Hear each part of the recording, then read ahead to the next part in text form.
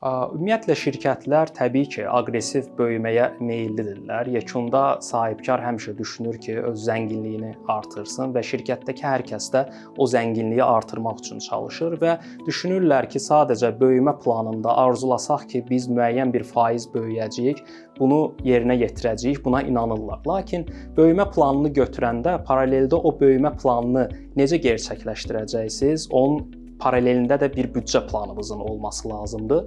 Çünki siz məsələn 30% böyüməyi planlayırsınızsa hər hansı bir bazarda, təbii ki, ölçməlisiniz. Ümumiyyətlə həmin bazarda yer varmı? Biz orada 30% böyüyə bilərikmi? Rəqiblərin payı nə qədərdir? Ümumiyyətlə bu rəqiblərdən həmin payı almaq üçün mən nə etməliyəm? Ümumiyyətlə bu 30%-i dəstəkləyən mənim resurslarım varmı? Bütün bunların analizi də təbii ki, büdcədən keçir.